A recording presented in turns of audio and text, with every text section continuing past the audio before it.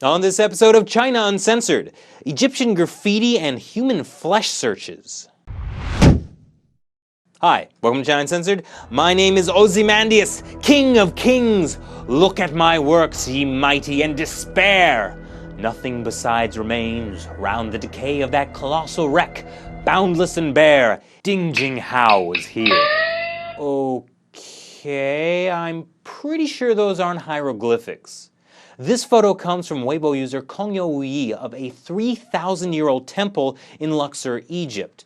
He was part of a Chinese tour group visiting Egypt and was pretty horrified when he discovered that some idiot wrote his name on a 3,000-year-old temple.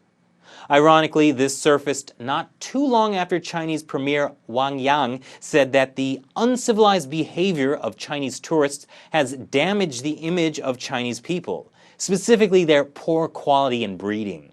Ouch. And while I'm all for Chinese people ignoring what communist officials say, if this Ding Jinhao falls victim to the curse of the mummy, I don't really think anyone will mind. Actually, in China, they have something even more terrifying than the mummy's curse. Human flesh search. It's people. No, it's not some military Soylent Green-esque organ harvesting system. That photo posted by Kongyo was passed around 90,000 times and in less than a day. With only a name on a wall, Chinese netizens figured out who, out of the 1.7 billion people, Ding Jinhao was. He's a 15-year-old boy living in Nanjing.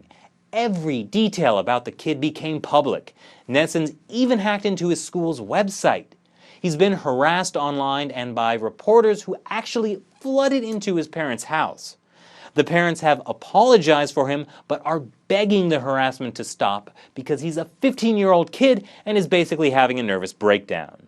Yay, an apology that makes everything better. So, this is what a human flesh search is. Somebody earns the scorn of Chinese netizens, and as a ravenous group, they track down every scrap of information about that person and destroy them. The term human flesh search has been around since 2001, but first really entered public consciousness in 2006 when a video of a middle-aged woman standing by a riverbank dressed in a leopard print blouse, set down a paper bag full of kittens she was carrying, and stomps them to death with the sharp point of her silver stilettos.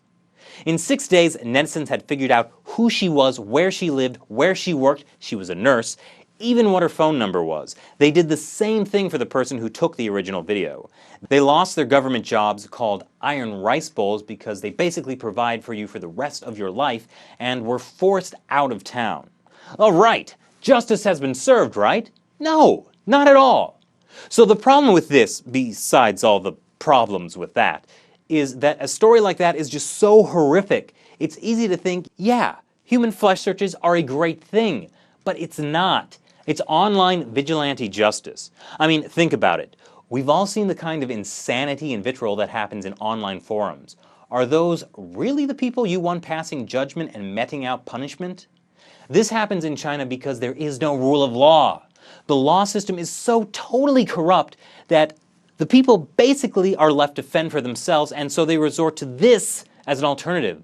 This isn't justice. But what do you think? Do you agree with me about human flesh searches? You can tell me by either commenting below, or on the Facebook, or on the Twitter, or even email me an email. And please, subscribe. I'm so alone.